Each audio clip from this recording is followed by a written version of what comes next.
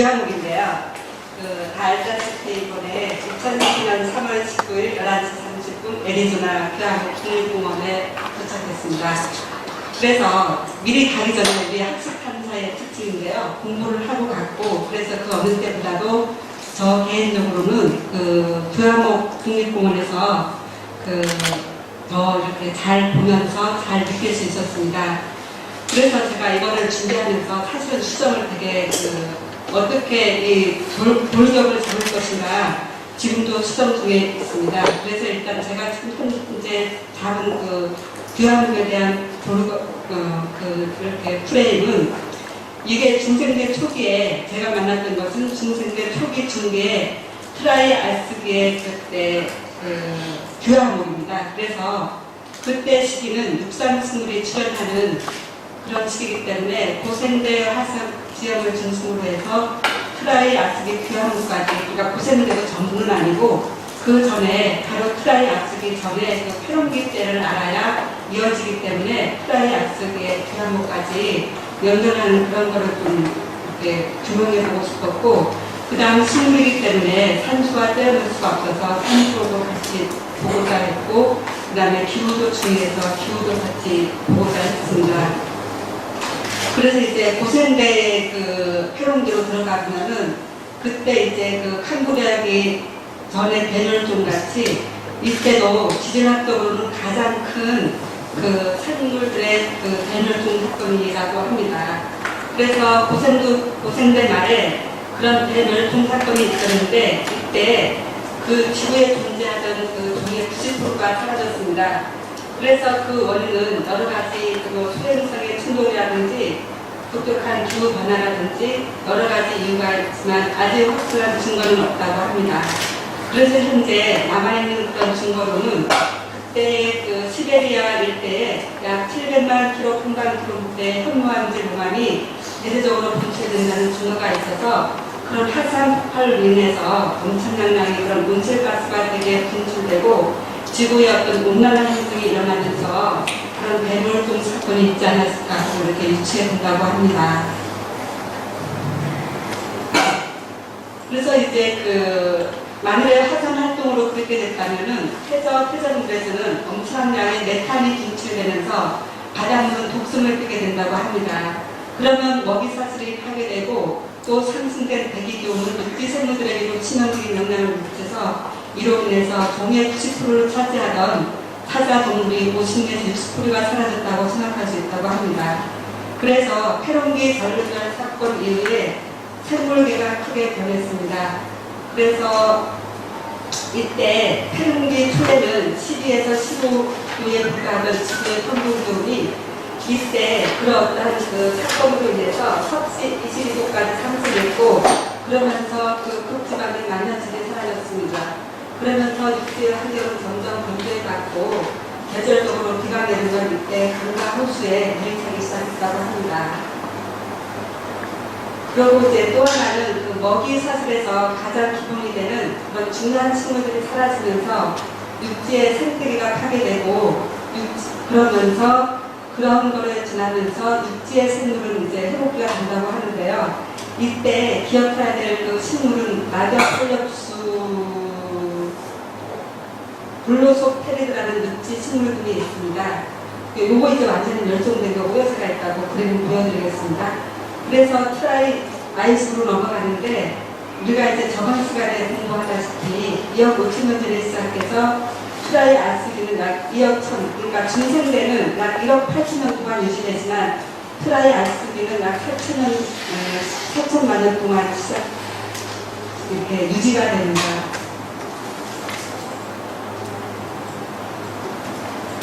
그래서 이때의 특징적인 것은 패롱기 말에 모든 것이 대멸종을 했는데 이때는 김희선 선생님 산수에 써놓은 책에 의하면 회복의 시대라고 표현을 해놨더라고요. 모든 생물체들이 다 대멸종을 했고 그래서 이때 트라이 아스기의 초기는 모든 생명체들이 잠시 모든 이 공간에 모든 생명체들이 다 텅 비었다고 생각하면 되는데요. 그래서 텅 빈 그러한 공간에 어떤 회복기를 맞이하는 시대다 그렇게 써놨던 표현이 있었습니다. 그래서 육상이 텅 정상적인 상태가 아니고 들어온 동물이 넘을까요? 제가 가르쳐줬습니다. 그런데 사실은 이거를 제가 답을 알았는데 여기서 아마 지금 생각이 안 나는 거예요, 문제는. 그래서 이거 다 같이 공부해 보시고요. 그렇게 하세요. 하나는 확실하게 포유류입니다. 하나는. 포유류인데 하나는 뭔지 생각이 안 나고 있어요. 그렇게 하고 이때 해양에서는 그 오늘날 사무류가 등장했고 뭐 성게류도 멸종에 따라 다시 분화되기 시작했다고 합니다.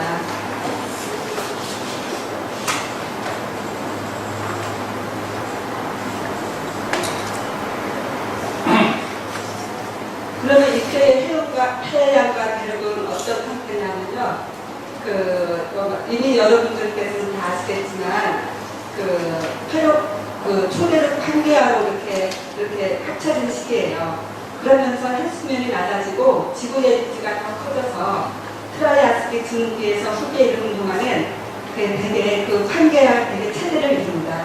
그래서 트라이아스틱 알기부터 판개가 조금씩 움직이기 시작하면서 또 트라이아스틱에 여기 언급은 안 했지만 다시 그 생물들의 대멸종까지는 아니지만 부분적인 멸종이 옵니다. 그래서 그것도 여러 가지 원인이 있지만 이렇게 하는 어떤 그 판들의 움직임 때문에 대륙들의 움직임 때문에 그러지 않는가 하는 것도 있습니다. 그래서 일단은 이거는 그때 그 시대에 있던 이런 거 다 아시는 거니까 넘어가고요. 그렇게 해서 이런 판계력을 형성하는 그 트라이아스기의 그런 대륙과 폐륙 그런 것들을 잘 이렇게 생각하시고요. 그래서 트라이아스기의 그 초기에는 화석이 발견되지 않다고 합니다. 왜냐하면은 그때는 평균 시대라고 표현하는 것처럼 그래서 발견되는 화석들은 트라이아스기의 중기 때부터 이제 발견이 된다고 하고요. 이때 살아가는 것들은 그 고센대 말에 있었던 암모나이트가 다시 여기서도 이제 부분적으로 살아서 화석으로 많이 이렇게 발견이 된다고 합니다. 그래서 이제 페론기 말이 끝나고 트라이아스기에 이제 오면서 지구의 온난화가 다시 일어납니다. 그래서 이때가 지구 역사상에서 가장 뜨거운 시기라고 표현을 해 있었습니다. 그래서 해양 표면 온도가 38도까지 올라가기도 하고 또 어떤 지역은 그 열대 몬순의 어떤 그 적도 쪽으로서는 그런 영향을 받기도 하고 그러면서 기후가 조금 이렇게 다양해지기 시작했습니다. 그러면서 이런 온난화 때문에 아까하고 좀 중복이 되는데요. 그 겨울에도 얼음 없이 따뜻한 겨울을 보낼 수가 있다고 했었습니다. 이게 좀 먼저 나왔어야 되는 건데 이게 지금 우리가 지금 다 아시고 있는 그 북아프리카, 남아메리카 여기하고 밑에 오스트리아 여기에 오스트리아하고 또 여기는 이렇게 본두아나 여기에서 이렇게 해서 하고 그럼 여기서 중요한 게 있습니다. 이 시대에 트라이아스기에 우리가 갔던 아리조나는 어디에 있을까요? 혹시 아시는 분 대답해 주세요. 제가 상품 드릴 거예요.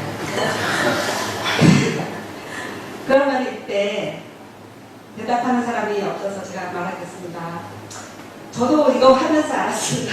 사실은. 왜냐하면 적도의 중심으로 이때 멕시코가 적도 중심에 있었대요. 그래서 적도의 성이 바로 중앙에 여기가 바로 이제 남아메리카인데 한 요 정도 있었다고 합니다. 이거 보이시죠? 여기. 그래서 여기가 아리조나라고 생각하시면 됩니다.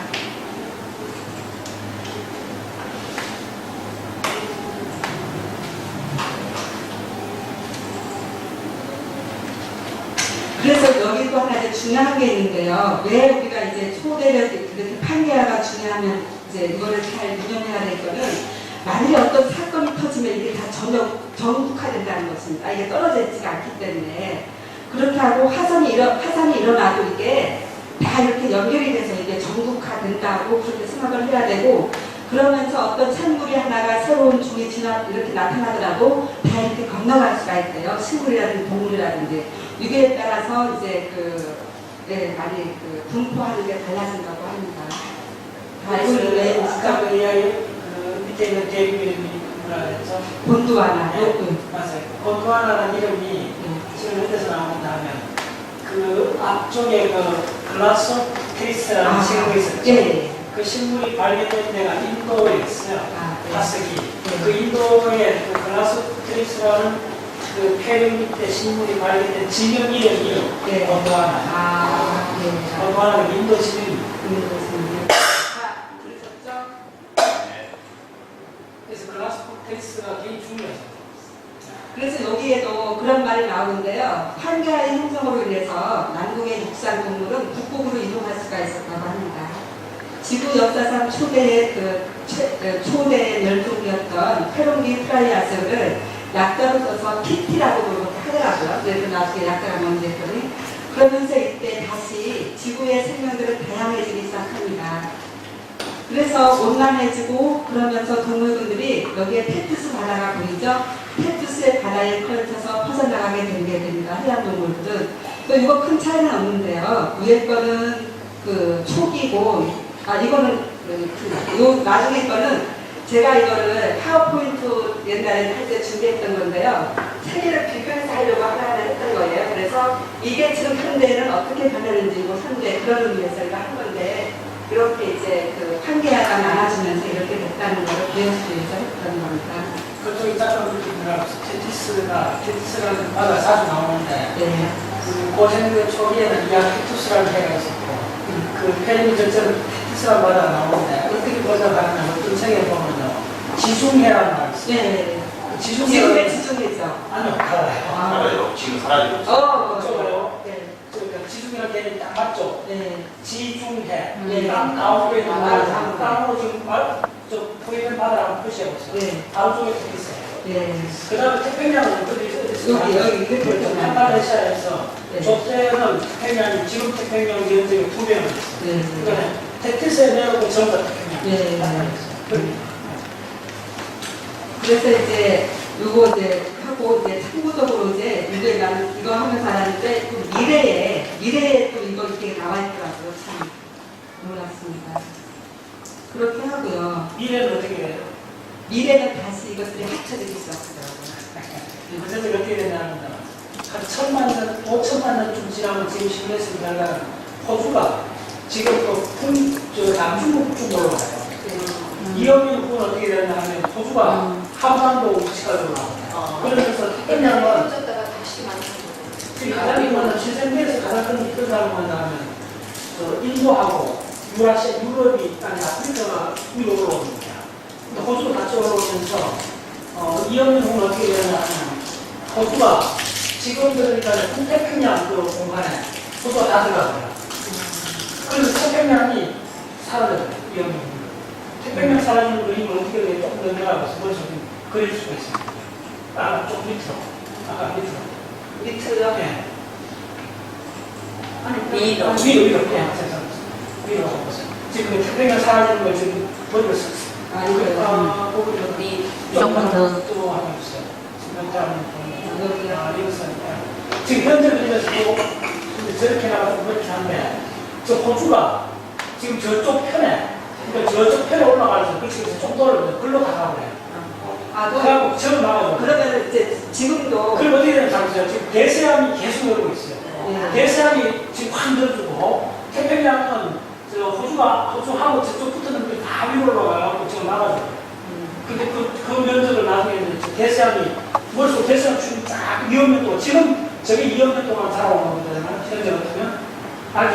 아프리카 저쪽하고 그 대서양은 하게 되죠. 대서양 저게 앞으로 전면적인 2배 이상 늘어났어요. 그러면 시계 반대 방향으로 조금씩 움직인다는 그게 정상이 맞는 겁니까? 예. 대륙들이 그렇게 움직여서 지금 여기도 지금 이렇게 움직인다고 돼 있더라고요. 시계 반대 방향으로. 그럴 수 있는 판들이 많아서 그렇게 하면은 지금 박사님 말씀하신 대로 이게 예. 네, 그래서 이제 넘어가겠습니다. 그래서 이제 중생대는 사실 이 그림 하나를 끝나요. 여기 다 있어서 이제 이거를 해서 이렇게 하는데요. 중상대 이제 그 트라이아스계는 나자식물, 그리고 이제 제가 하는 건 바로 여기입니다. 트라이아스계. 그래서 이제 파충류가 출현하고 나자식물이 와서 주라기 때 이제 하는 거고요. 아까 이미 공문이 다 나와버렸어요. 조금 좀 헷갈리는 개념이 있는데 간단히 얘기하시면 돼요. 그 석탄기 때는 양서류 시대입니다. 그 다음에 트라이아이스기는 기본적으로 갖추셔야 돼요. 종이 바뀌어요. 그래서 뭐 이제 다 이제 그 조금 관심 있는 사람은 난 트라이아스기는 왜 어떻게 그 이름이 나왔나 삼척비라고도 하는데 그 독일에 그 층이 세개층으로 돼 있어서 이렇게 나와서 해서 이거 일단 적었고요.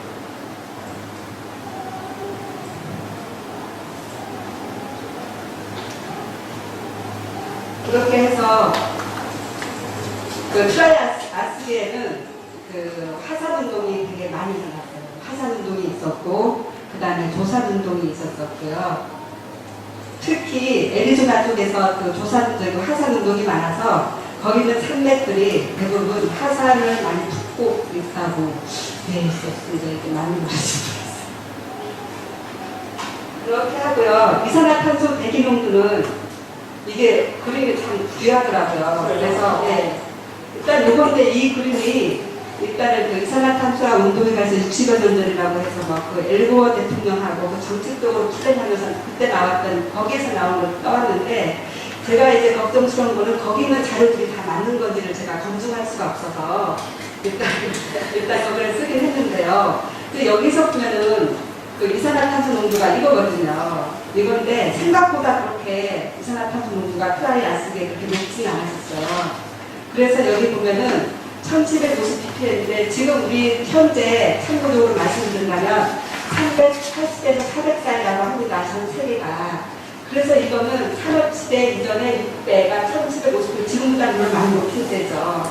그래서 이제 이거는 거기까지만 이해가 된 상태이고 온도는 약 17도시로 오히려 지금보다 한 3, 4도 정도 낮은 상태였어요. 이때 그 아리조나에 있는 온도.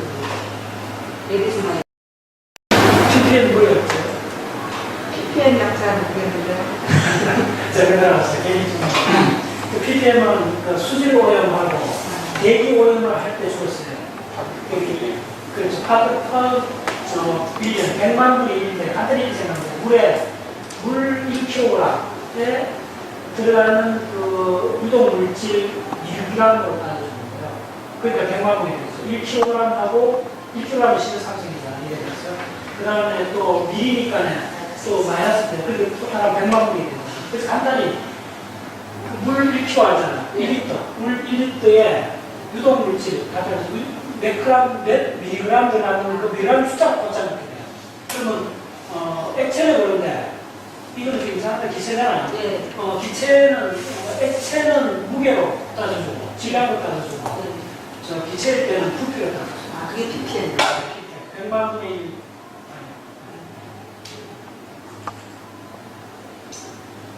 그래서 이제 참고적으로 이산화탄소 400ppm이 넘어가면은 너무 온난화가 심해서 지금 안 되고 그래서 이제 빙하기도 늦춰진다고 감기니까 지속된다고 이거 하다 보니까 그렇게 돼 있었어요. 이 그래프 이렇게 써있더라고요. 그리고 식물 같은 경우에는 보통 식물들은 CO2가 50ppm 이하로 떨어지면 강압수는 못해요. 제일 중요한 숫자.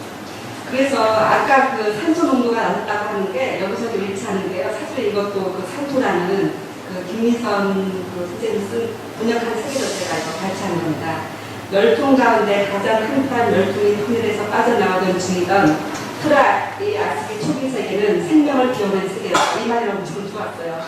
동시에 모든 작업 결과는 트라이아스의 전 구간에서 산소 수준이 오늘보다 낮아지고 이 시기의 생물들은 칸부라기 이후로 등장한 최대의 새로운 몸집을 상주했다.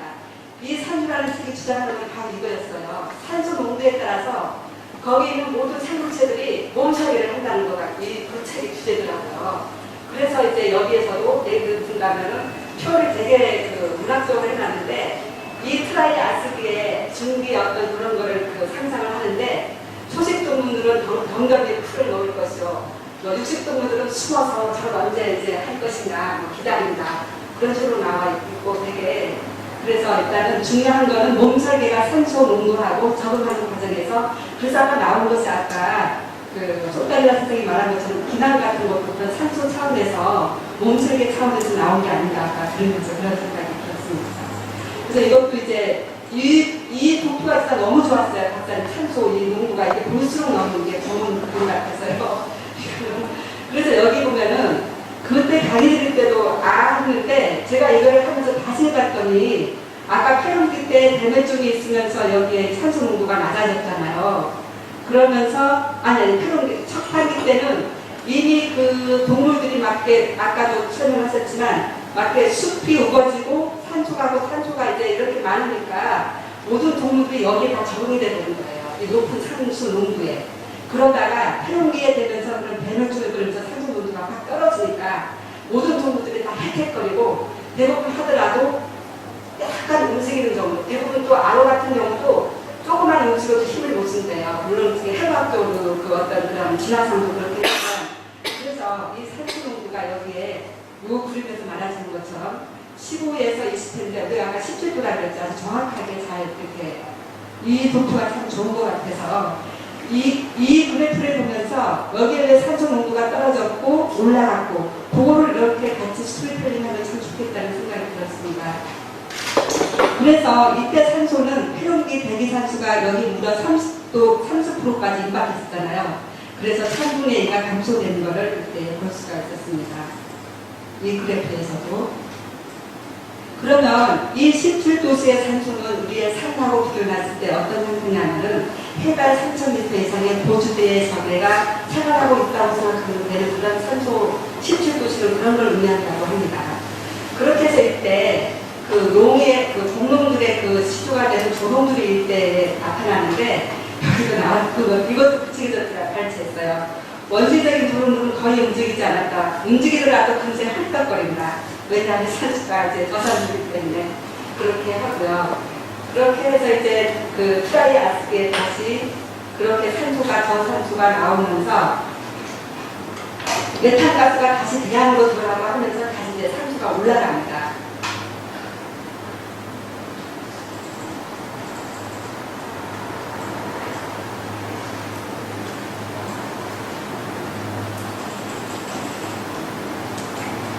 그쵸, 그만 통째로 난 그래서 일단은 그 이때 또 생명력이 폭발한다고 했잖아요. 그 휴지기를 가졌다가 이제는 여기에 이제는 적응을 해서 뭔가 그 꿈틀거리는 생물체들이 드디어 모습을 나타내기 시작합니다. 그래서 그 바닷속에서는 그 이미 폐렴이 많이 있었던 예들이 있어요.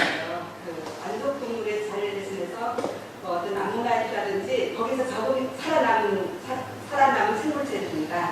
그러면서 얘들이 다시 대양을 다시 채우면서 다시 생물에 그렇게 하고 그래서 암모나이트가 이제 되게 활발해서 화석 중에서도 특히 트라이아스기의 암모나이트가 되게 이제 활발했을 때 그래서 전체 암모나이트 화석 중에서 4분의 1이 이 시대에 발견된다고 합니다. 그래서 이때 식물은 어떻게 되냐면요. 이제 아까도 나왔지만 블루소포트리스라는 게 이제 나옵니다. 이거는 이때 나왔다가 이제 완전히 이거는 멸종된 식물이고요. 그래서 원시 그 고생대에 생겨난 어떤 그런 식물들도 다 이미 다 같이 사라졌고 이때 척탄기에서 폐렴기의 말을 지배하던 식물이 있었습니다. 그게 바로 양치인데 이때는 양치식물과 종자식물이었던 새로 등장한 건 아닌데 그게 분화되면서 다시 새로운 어떤 그런 형태를 갖고 이때 다시 나오면서 식물군들이 많은 이것들을 진보를 하게 됩니다. 그래서 이 시대에는 우리 나중에 이제 그때 지난 시간에 배웠지만 침엽사하고 나무고사리가 유적하는 그 시대에 있거든요. 그래서 그런 나무고사리는 우리가 생각하는 그런 지금의 일반적인 나무고사리가 아니고 뭐 키가 뭐 아주 큰 9m나 되고 어때 그런 거목 같은 그런 고사리도 있다고요. 그래서 그 밑을 동물들이 걸어다닌다고 상관이구나.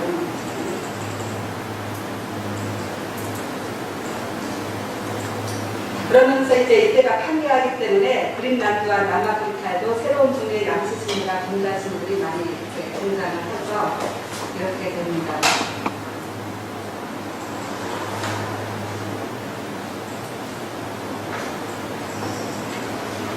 그래서 이거는 그 폐렴기 말에서 이렇게 있었던 식물들의 그건데요.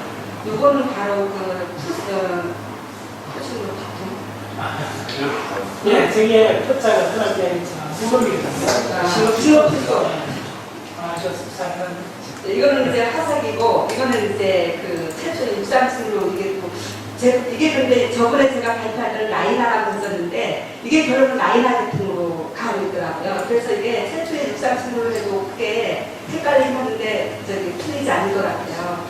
그래서 이게 최초의 육상식물이라고 제가 일단 이렇게 적었습니다. 그래서 이거는 화석이고 이거는 그거고요. 그 다음에 블루소페리스라는 이건데 남반구의 공주 하나와 대부분 태국이 대립처인데 그래서 이때 이 식물이 번식을 했대요. 그렇게 해서 이것이 바로 블루소페리스라는 식물입니다. 정답이랑 뜻입니다. 네. 그래서 사실은 요거의 이건데요. 이게 왜 판게아가 됐을 때 이걸 이제 한 건데 요거 이제 블루소페리스라는 요게 이렇게 해서 이렇게 이제 판게할 때 이렇게 해서 이렇게 퍼지는 거를 그린 거예요. 이런 거를 그린 건데 참고적으로 보세요. 그래서 네, 잠깐 이거는 중간에 좀 봐야 되는 거. 이거 잠깐 보세요. 요 선이 뭐냐면 마라카스 선이거든요. 그래서 조상 이야기라는 책이 왜 참 탁월하다고 이야기하냐면 요 선에 대한 묘사가 조상 이야기에 거의 몇 페이지로 있어. 어떻게 되냐면 이게 소위가 본도하잖아요. 여기 이제 판계가 있고 이게 정확하게 말하면 이게 언제 달라지느냐 하면 1억 7천만 년 전에 요 인도판하고 마다가스카르 선이 붙어 있었어요. 붙어갖고 요거 동이가 먼저 떨어져 나가요. 그래서 1억 7천만 년 떨어져 나가고 그 다음 작별에서 되게 좋습니다. 9천만 년 전에 마다가스카르 선이 떨어져 나가요. 9천만 년 전에 마다가스카르 선이 떨어져 나간다는 이야기는 남들 거의 그런 사람 찾아보기 어려워요. 조상 이야기에 연하게 나오고 그게 중요하냐 하면 조상 이야기의 영장류 특히 여우원숭이는 거의 마다가스카르 선밖에 안 나타나거든요. 그 다음에 바밤나무 6종류가 다 여기 있어요. 이 마다가스카르 선이 지구 전체 면적의 1000분의 1밖에 안 돼요. 그런데 지구 전체 생명종 중에 5%나 요거 보고 있어요. 그 다음 여러분만이 특히 영장류 중에 상당히 많은 종류들, 갈라고라든지 여우원숭이라든지 탱렉 종류는 여기에 아주 많아요. 그래서 그 이유를 이제 하면 요 인도하고 그 계획을 지금 여기다 탁 심어놓았어요. 여기에 요렇게 인도하고 마다가스카르선이 붙었는데 여기에 아프리카에서 떨어져 나온 게 얼마나 하면 1억 6,500만 년, 대략 1억 7천만 년 전에 떨어져 나와요. 떨어져 나오면서 이렇게 올라서 복사를 하잖아요. 이 같은 덩어리가 복사를 하면서 그 다음에 새끼손가락처럼 마다가스카르선이 인도판에서 분리되는 게 9천만 년이에요. 그러면 인도판만이 남아가고 마다가스카르선은 지금도 마다가스카르 사라졌는데 그래요. 그러니까 요거 지금 나중에 영장류 공부할 때도 요 개념이 되게 중요해요. 그래서 페르니 말일 때 분열되기 시작하는데 1억 7천만 년 전에 여기에 덩어리가 분열됐다가 9천만 년 전에 마다가스카르선이 인도판에서 분리되고 아프리카가 옆에 붙어 있게 되고 인도판은 계속 복상을 하는 거예요. 그래서 1000만 년쯤 됐을 때 인도판이 드디어 유라시아판에 붙어요. 그리고 지금 어떻게 되냐면 인도판이 그 유라시아판 밑으로 2800km가 들어와 있어요. 들어와 있고 1000만 년부터 500만 년 사이에 그 유라시아판이 덜러올라져 갖고 지금 한 1000에서 2000m까지 올라가요. 그때부터 되게 중요한 거는 몬순 기후라는 게 생겨요. 몬순 기후가 그 전에 있었던 거 아니에요. 놀랍게. 그때 파키스탄이 바로 그 위치쯤인데 파키스탄이 1000만 년 전에는 밀림 아주 숲이 우거진 나라였어요. 근데 지금 여기 무슨 파키스탄이 아주 살림이 거의 없는 나라잖아요. 근데 1000만 년 전만 해도 살림이 아주 우상했던 나라. 근데 1000만 년부터 500만 년 사이에 어떻게 되느냐 하면 이 유라시아판이 1000에서 2000m 우리나라 거의 한라산 높이까지 올라가거든요. 올라가면 기후가 극히 바뀌게 되거든요. 바뀌면서 인도양에서 들어오는 그 뜨거운 해풍이 습기를 많이 머은 구름이 산맥에 부딪히면서 비를 쏟아줘서 그쪽에 몬순 기후라는 게 몬순이 뭐냐면 여름철 엄청나게 비가 쏟아지는 거예요. 그게 생깁니다. 그러면서 요거는 지금 계속 나와갖고 영장류 공부할 때는 마다가스카르 확실히 알아야 돼요.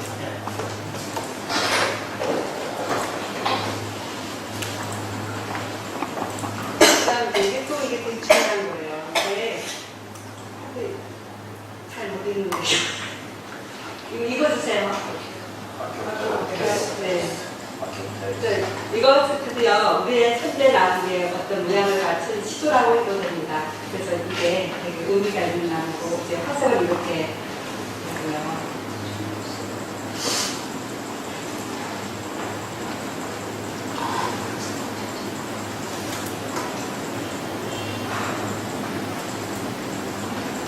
이때 그래서 그런 육상생물들의 그런 포자는 그 태석감에서 어떤 화석으로 많이 발견되고요. 그래서 이때 이것도 이거 하나이면 우리가 그 어느 시대에 그래서 이제 트라이아스기에 이제 보면은 여기 다 나오죠. 선택로도 있고 석순로. 여기서 이제 중요한 거는 은행입니다. 여기 보면 트라이아스기에 거기에 그 아리조나에 있는 그 공원에서 발견되는 거는 은행하고 그 다음에 송배류가 많이 발견되고 있고 그 외에도 많은 게 있는데 그런 큰 나무들이 발견되는 구화목들이 보통 이런 상태라고 합니다.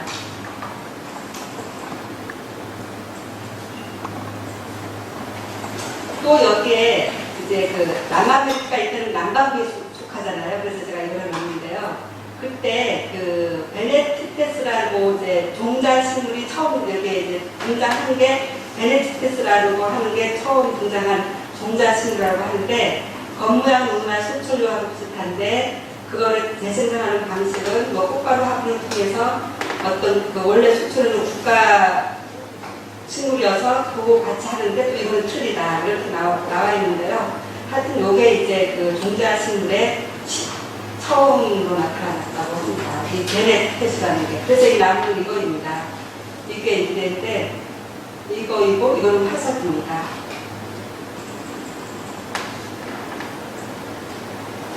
그래서 일단은 그거는 거기에 대한 설명이거든요. 그래서 이거 이제 넘어가겠습니다.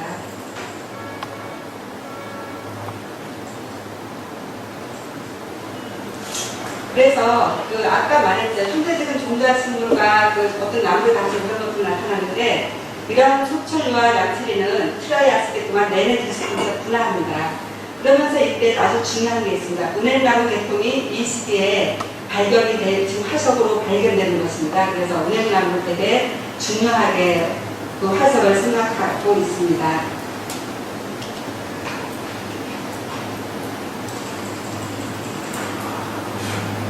그래서 여기에서 조금 이제 그 특이한 거는 여기 제가 이제 그 용어를 잘 몰라서 그대로 해석하느라고 제 생산 방식이라고 썼는데요. 그 지금의 입단하고 이렇게 연결시켜보면 그때 재생산 방식이 좀 안 맞는다고 그러더라고요. 그래서 그래서 어디서 이렇게 번역한 거예요? 그래서 바꾼 거예요?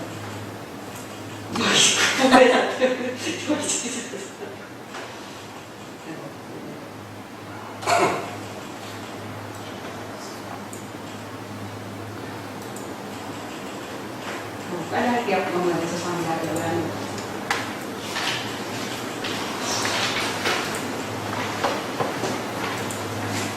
이제 빨리 이제 주한목이 나와요. 그래야 끝납니다.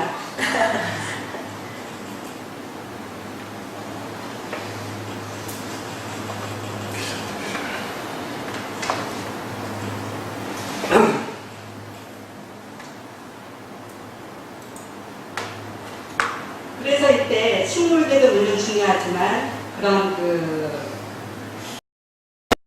동물계에서도 특히 척추동물의 진화가 결정적인 시대가 바로 트라이아스기의 동물이고 그래서 거기에 나중에 이제 제가 말씀하겠지만 신멜층이라고 있어요. 거기에서 발견되는 것 중에 하나가 귀화목이고 마침 또 그 귀화목이 그 지점에서만 대량으로 나타나서 유명한 거지 그쪽에 있는 그러한 해적층에서는 이때 그 척추동물들이 화석으로 다 나타나고 있었어요.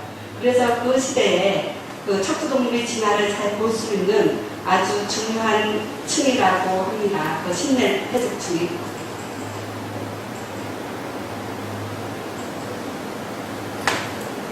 그래서 이때 등장한 척추동물 가운데에서 대부분이 오늘날까지 잘 생존으로 살아남았다고 그러고요.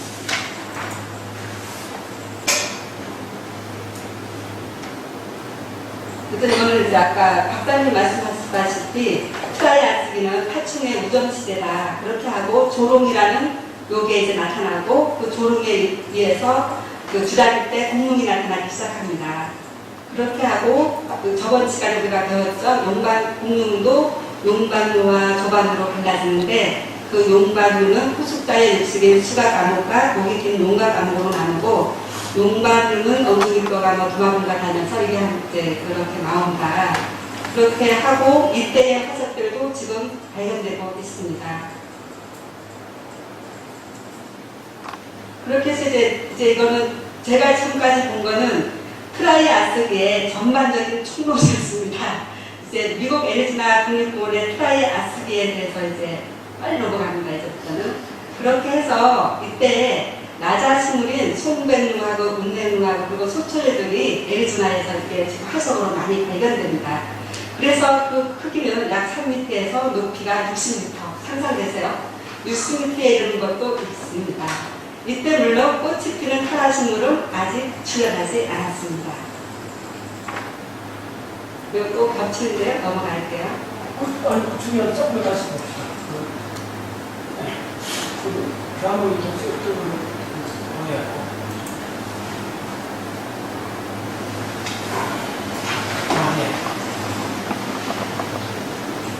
이거는 제가 그 애리조나의 그거를 여기 다시 한번 하려고 제가 이거 한 건데요. 아까랑 설명했기 때문에 넘어가고요. 참고적으로 트라이아스기의 애리조나에 살았던 그 키토사우스라는 그 악어 모양의 어떤 그런 조롱이 있었는데 이거는 약 2에서 12m 정도의 그 크기를 가지고 있었다고 합니다.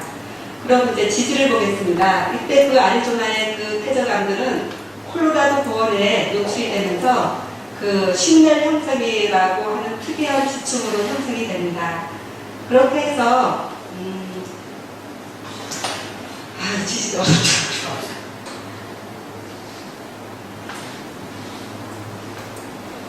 기후는 이제 습하고 여기는 아까 해안 그 산소는 적었지만은 저지대예요. 저지대고 온도는 약 17도씨인 그런 데에서 그 화산이 막 폭발하는 건 화산이 폭발하는 그런 지형이었어요. 그러면서 이제 그 균화목이 결론은 그 실리카로 그 어떤 그런 그 속을 채워서 변하지 않게 해서 우리가 지금까지 하속으로 보존하는 건데 물론 환경적인 것 자체가 여기는 균화목 단지가 될 수밖에 없는 게 화산을 했기 때문에 화산재들이 대부분 실리카로 그거가 되거든요. 그리고 그런 것도 있지만 이미 태저층에서는 모든 것들이 그 강물에 여기에 있는 그때의 강물은 아주 얕은 강물이었어요. 그렇게 막 우리가 생각하는 그런 강은 아니었어요. 그런 어떤 하천 같은 데인데 이미 거기는 소량이지만 어떤 지구 초기에 생겼던 화강암이 어떤 그런 바람이라든지 물에 의해서 분쇄되는 그런 작은 입자들이 거기에 이미 다 돼 있었어요. 그런 물에서는 그렇게 돼 있는 조건에서 이제 화산이 일어난다고 생각을 해보는 거예요. 그렇게 하면은 그때 있었던 송백루라든지 소철류들은 대부분 어디에 있었냐면 강가라든지 하천가에 맑힌 뿌리를 하고 있었어요. 지나서 나왔지만. 그래서 어떤 그런 화산에 의해서 다 쓰러지면은 이게 바로 그 물에 묻힌다는 거예요. 그렇게 해서 이제 귀화목이 탄생하는 건데요.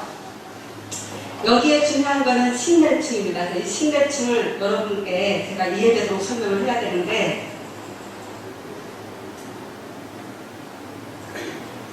이것은 이제 제가 그 사진을 우리가 찍은 게 더 좋은 사진들이 많아요. 근데 사진을 제가 여기에 놓는 기술이 없어서 못 넣었어요. 옮길 수가 없더라고요. 이상하게. 여기는 파워핀트로 됐는데 이거는 이제 그 전체로 조망한 그 애리조나에 있는 국립공원에 그 널리 되어 있는 페인트드 데저트라고 있어요. 거기에 있는 사막을 찍어 놓은 뷰인데 여기 빨갛게 보이는 이것들이 다 신내층이에요. 그래서 이 신내층은 어떻게 되어 있냐면요. 그 대부분 그 태적층들이 갖고 있는 걸 다 그대로 갖고 있었어요. 삼세일, 그 다음에 그 이암이라고 해서 실토스톤, 그 다음에 머드스톤, 이렇게 돼서 이렇게 층을 이룹니다. 그렇게 해서 이 속에서 이게 어떤 윤기가 되면서 조산운동이라든지 어떤 지질학적 변화에 의해서 여기 밑에 태적 어떤 침식되어 있던 게 위로 윤기되면서 세월이 지나면서 이게 발견되고 지금도 여기를 파면은 화석들이 꽉 차 있다고 그럽니다.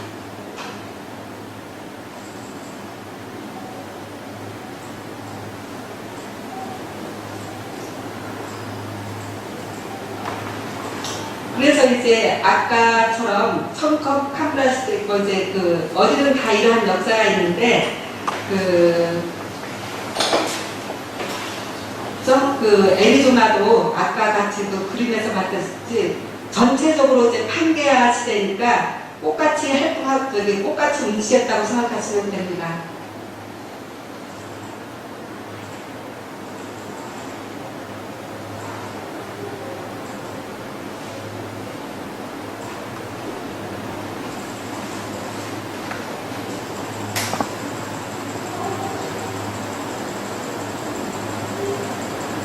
그래서 이제 그러면 귀화목은 왜 귀화목인지에 대해서 간단하게 그 기전을 설명드리겠습니다.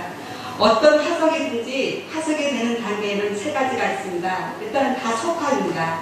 그래서 어떤 화석이든 다 되는데 왜 이거는 귀화석이라 하냐면 어떤 화석이든지 다 포뮬라이제이션을 합니다. 강물이 들어가서 광물화가 돼서 어떤 암석이 돼서 그 암석화가 돼서 그 속에서 어떤 화석을 우리가 도출하는 건데 그런 포뮬라이제이션은 세 가지 단계가 있다고 합니다. 일단 캡슐화를 해서 분해하는 것을 막아주는 겁니다. 바리게이트를 치는 걸 딱 막아서. 그렇게 하고 충분한 광물질이 포함된 게 어떠한 그런 생물의 셀 구조에 들어가서 치환을 해야 된다고 합니다. 그렇게 하고 그렇게 할 만한 시간이 필요하다고 합니다. 그래서 참고적으로 우리가 화석이라고 말하는 것은 다 1000년 이상의 것을 말하고 그 이하의 거는 아화석이라고 표현을 한다고 하더라고요. 그렇게 해서 이제 그 포뮬라이제이션, 즉 석화의 종류로는 광물질의 상투, 이게 바로 귀화목에 이제 해당되는 거고요. 치환도 마찬가지예요. 어떻게 보면 공통적인 건데 거기에 어떠한 물질이 많이 들어가서 그 되느냐에 따라서 조금 차이가 나는 것 같아요. 그래서 이제 몰드와 캐스트가 있는데 다 아시다시피 캐스트는 비어있는 거예요. 예를 든다면 트라이아스기에 보면은 폐광물들이 많이 화석으로 되는데 그게 석탄층하고 가면은 그 석탄층에서 들어가면은 거기에서 어떤 공동을 형성한대요. 캐스트가. 그러면 그 캐스트 된 데에다가 어떠한 실리카가 들어가서 그 캐스트를 다 채운대요. 그러면 우리는 그거를 포뮬라이제이션이라고 부르는데 그렇게 대한 그 화석이 포함된 안석은 살에 녹지 않는데요. 원래 우리가 석회암층에 살을 녹는다고 그랬잖아요. 그렇게 해서 그 실리카가 들어가기 때문에 그게 녹지 않아서 그 캐스트가 돼서 그 광물화가 돼서 지금까지 잘 이렇게 우리가 볼 수 있는 게 그렇게 해서 이제 그런 걸 화석이라고 합니다. 그걸 캐스트라고 합니다. 이제 다 아실 거예요. 그렇게 해서 이제 여기서 좀 더 세분하면은 일단 나무잖아요. 나무면 다 이제 가공질이 어떤 그러한 구멍이 다 있어요. 이렇게 가공질이 있는데 지하수에는 그 SiO2라는 그런 실리카라는 그러한 강물질이 미세한 어떤 그런 점포성이 흐르거나 아니면 어떤 이유로 인해서 거기에 또 한정적으로 돼 있어요. 그러면 거기에 나무가 쓰러졌는데 일단 쓰러졌을 때 이 나무는 어떻게 해야 되냐면 빨리 묻혀야 돼요. 산소하고 차단이 돼야 돼요. 그렇게 해서 대부분은 지하수에 내장이 돼야 돼요. 그래서 이제 내장이 되고 나면 일단은 산소하고 차단이 됐으니까 얘가 더 이상은 부패할 염려가 적어져요. 유기호흡을 하지 않고 무기호흡을 하기 때문에. 그러면 거기에 있을 때 거기에 물속에 잠겼지만 어떠한 이 상투 때문에 상투압의 작용에 의해서 거기 있는 어떠한 그런 상투압의 작용에 의해서 물질의 질량에 의해서 그 귀화목 속에 귀화목이 데려오는 나무에 있는 수분이 밖으로 빠져나오고 강물에 실리카가 들어있는 물이 그 안으로 들어간다고 합니다. 이거를 상투라고 돼 있었어요. 그렇게 해서 거기에서 세포 속으로 들어가서 어디로 가냐면은 셀월, 세포 벽으로 가서 거기에서 바로 치환을 한다고 합니다.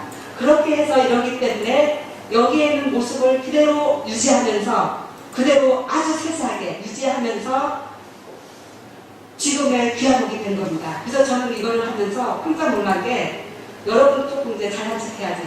제가 잘 못 읽는데 아리스토텔레스의 시학이라는 책이 있어요. 거기서 보면은 미메시스라는 모방이라는 말이 나옵니다. 근데 그 모방이라는 말을 어떻게 표현하냐면 자연의 모방인데 현대에 있는 사람들은 그거를 리플레스먼트라고 표현을 합니다. 리플레스먼트가 뭐였죠? 우리말로? 아니 재현이라고 이제 표현을 하는데 그 말이 다 이해가 안 됐었어요.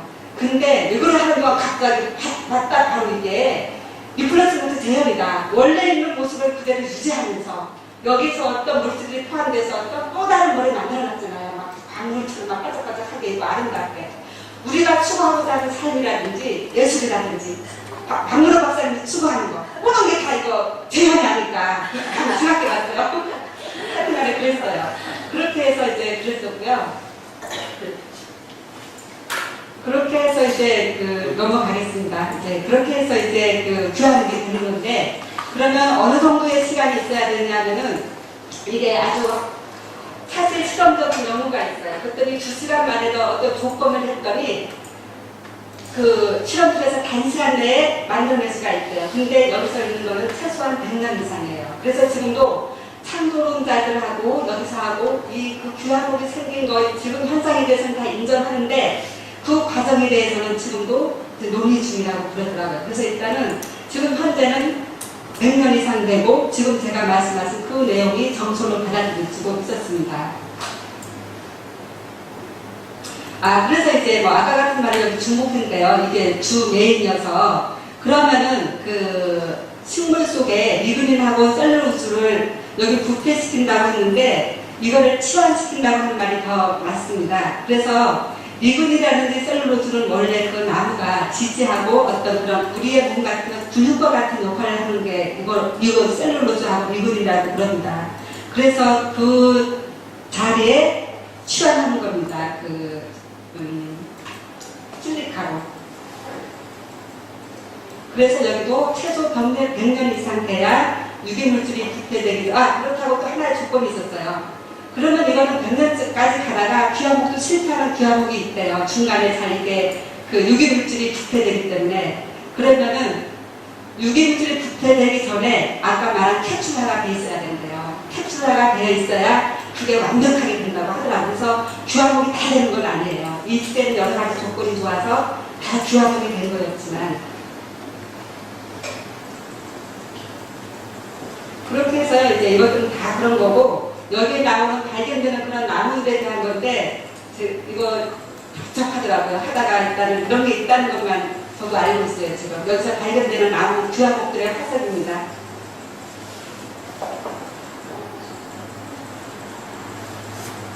그럼 이제 거의 끝났어요.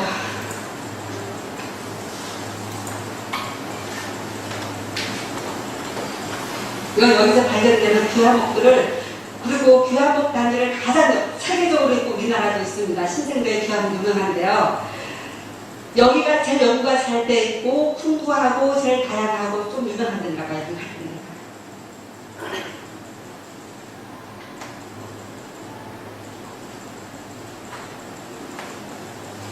저기 그 신뢰층에 대해 설명하고 끝내겠습니다. 이건 제가 저번에 할 때 설명드린 건데 이거는 뭐냐면은 규하목이 왜 그러면 안 나오냐. 원래는 실리카 순수한 석영으로 되어 있으면 무색 크리스탈이라 됩니다. 근데 색깔이 나는 거는 거기에 어떤 강물에 흐르는 것들이 예를 들면 탄소. 왜 탄소가 강물에 흐를까요? 어떤 생물체들이 거기에서 죽을 수 있어요. 죽은 게 빠질 수가 있는데 이게 물이 잘 흐르지 않고 하면은 중력에 의해서 가라앉습니다. 가라앉으면 우리의 생명의 그 원소들이 있죠. 그 중에 하나인 그 유기체에서 산소가 나옵니다. 그러면 그 산소들은 물에 분해가 돼서 흐르고 있던 거예요. 그래서 그러한 많은 섞인 물이 들어가게 되면은 이렇게 카본이 들어가서 블랙으로 색깔이 나고 코발트가 되면은 이제 이런 색깔이 되고 있고요. 또 하나는 여기에 산화철이 있습니다. 산화철이 이과, 산과 산화철이 들어가면은 빨갛게 되고 다음에는 이과 산화철이 들어가면은 옐로우로 나옵니다. 근데 신뢰층에서는 또 이게 세일이라는 그런 점토하고 소비할 때는 또 파란색으로 돼서 이거 조금씩 틀리더라고요. 왜 틀린지는 모르겠습니다. 그래서 여하튼간에 여기에 있는 이러한 그 규하목의 아름다운 거는 불순물이 섞였기 때문입니다. 그래서 아주 순수한 거는 아름답지 않은가 봐요.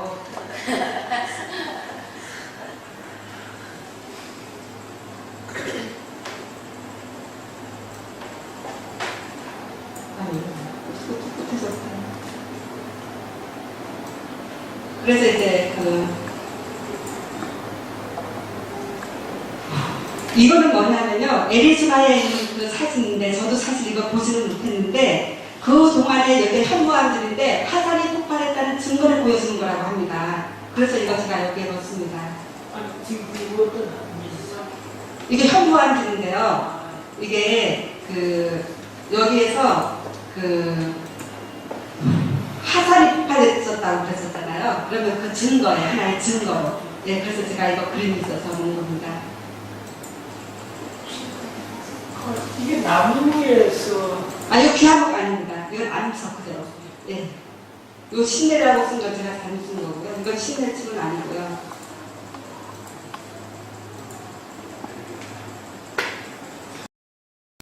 이것도 마찬가지입니다. 여기에 있는데 이게 되게 검었죠. 화산이. 그래서 이것도 마찬가지로 저희가 그 운석구에 아니죠. 거기 어디지? 우방한가 어디에 갔을 때 그게 이런 화산재로 덮이는 걸 봤는데 이것도 화산의 증거라고 합니다. 조란 지층에서만이 그 과목이 좀 아니에요. 이거는 화산에 나타나고 여기에 신내층. 예, 신내층. 이거는 뭐 비하고 거기서 멀리 바라본 그 페인트드 데저트인데 우리 찍은 사진은 훨씬 예뻐요. 이거는요, 이것도 신내층이에요. 이것도 신내층인데 이 색깔들이 탄산이 들어가면 이렇게 보인다고 그래요. 이건 탄소고. 그리고 여기는 철입니다. 그렇게 해서 이게 만약에 위에 있지 않고 아래에 있는 거는 대부분 이렇게 윤기가 됐잖아요. 그러면은 이거는 그 당시에 바다에서 산소가 좀 있었구나. 그래서 산화철이 돼서 이거는 바다에 그거를 말해주는 거라고 그러더라고요. 여기 중요한 게 하나 있어서 지금 그림 하나 보여드리고 끝나겠습니다. 그리고 닮았어요.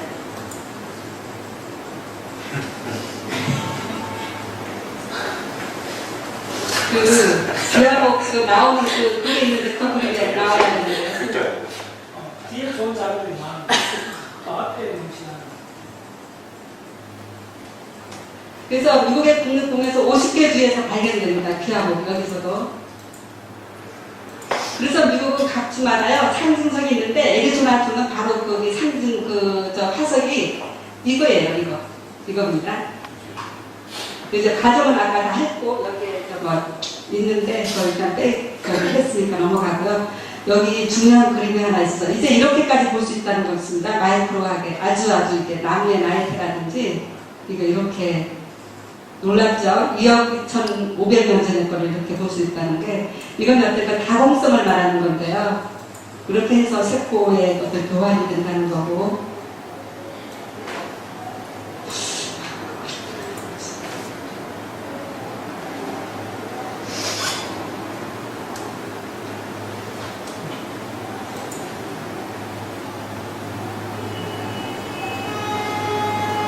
너무 싫어한 것 같아서 끝내고 그림을 못 찾겠습니다. 감사합니다.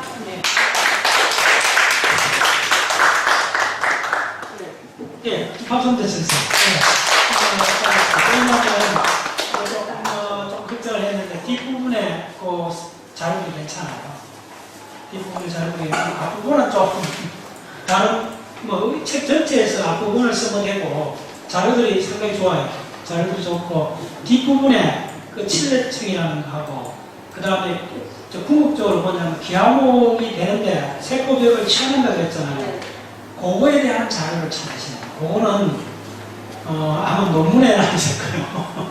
일반 자료가 아니고 그걸 찾아갖고 우리가 누구나 다 하고 싶어하는 그 부분인데 나머지는 다 상상을 할 수가 있는데 실제로 실리카가 세포벽이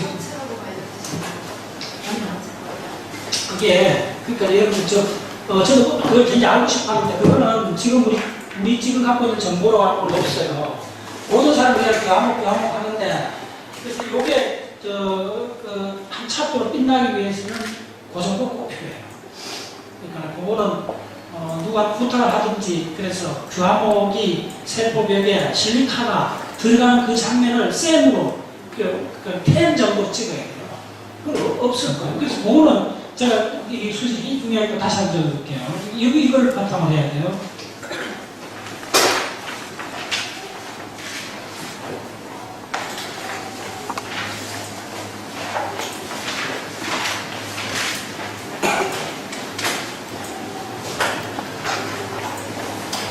여러분들 강의할 때마다 이 수식은 꼭 기억하라고 했잖아요.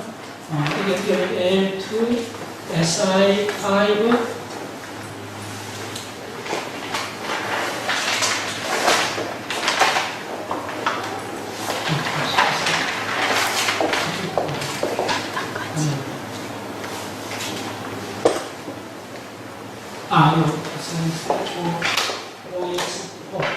이거 이거 좀 보시면 됩니다.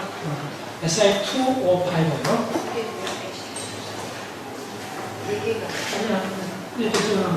그 다음에 어떻게 되느냐 하면 이게 4SI52예요. 그 다음에 2K 플러스고 그 다음 마지막 가장 중요한 2HCO3 마이너스. 이 공식을 꼭 암기해 주시면 엄청나게 파워풀한 공식이에요. 자, 우리가 뭐 셀, 식물, 세포, 병이 굉장히 사실은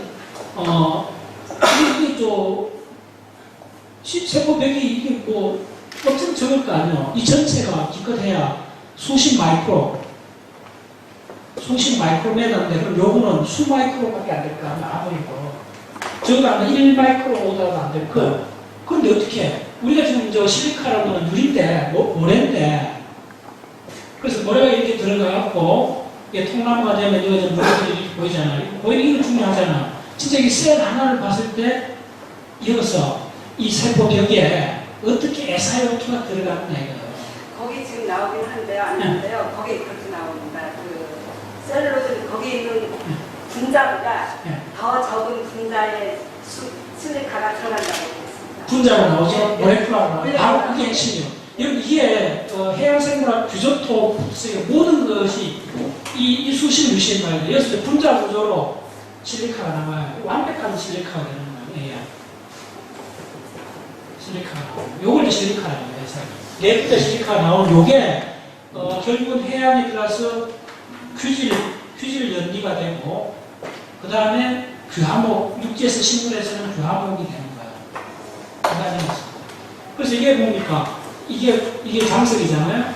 K 장석이 고령토로 돼서 이게 바로 점토가 되는 거예요. 점토. 그러면 흙이 되는 거예요. 이 과정에서 실리카가 나오는 거예요. 이 실리카가 해양 저 밑에서 규조류, 지난주에 규조류의 그 세포벽에 들어가면 그게 소위 말해서 규질연리 대가 그게 바로 치어트가 되고 식물 연구에는 육상에 죽었는 나무, 고목 같은 데 들어가면 뭐가 되느냐 하면 규화목이 되는 거예요. 근데 내가 그러니까 그 자료를 김현우 선생님이 어떻게 쓰는지 그걸 이건 서너 페이지 여기잖아요. 왜냐면 누구나 알고 싶어 하는 부분 다 모으는데 이게 정보가 이만큼인데도 요게 빠지면 전부 다 그 이야기밖에 안 돼. 누구나 알 수 있는 인터넷 들어가시면 요걸 찾아야 돼요.